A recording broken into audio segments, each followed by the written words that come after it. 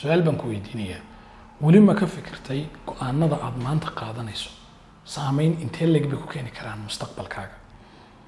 طبعا dadka guuleystay waxa lagu sifeeyaa inay yihiin dad aragti fog kale mustaqbalkooda hawlaha ay qabanayaan ku xisaabiya faa'iido iyo khasaaro waxa mustaqbalka ka soo gaari doona hawlaha la qabtana waxa lagu qiimeeyaa maaha kaliya inta waqtiga ka gashay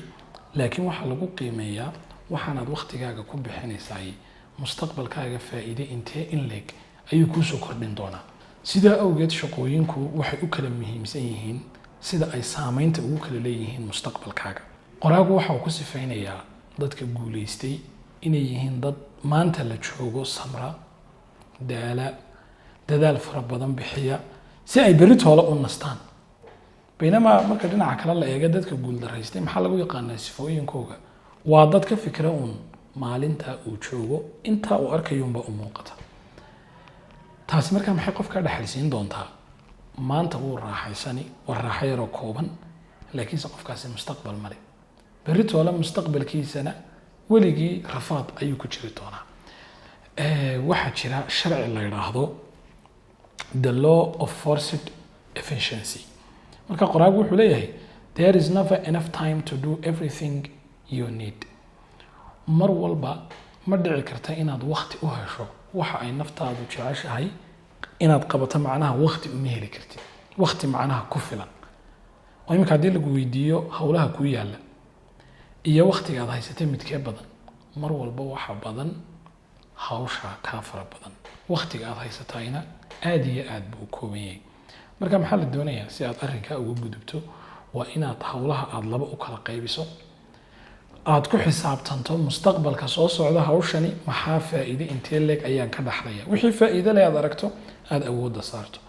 wax kasta oo aanan faa'iido ku lahayn aad waqtigiisa aad yarayso iskana ilaali dad badan baa waxay sameeyaan waxa uu ku qiyaasaya wax soo saarkiisa inta uu mashquulka yahay muhiim ah intaad mashquulsan tahay wax laga yaabaa inaad maanta oo dhan aad mashquulsantood hawl hayso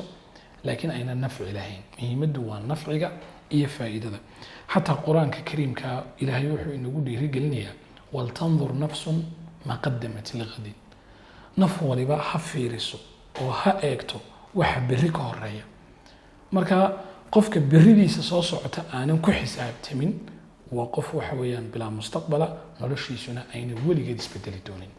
وقدام بينتي واحد سويديس عشان سوسعتا صدق بوغو إنو شيغيو ساعدا إمي كلا تشوكو maxaa ugu muhiimsan ee aan waqtigayga ku bixin karaa ama aan gelin karaa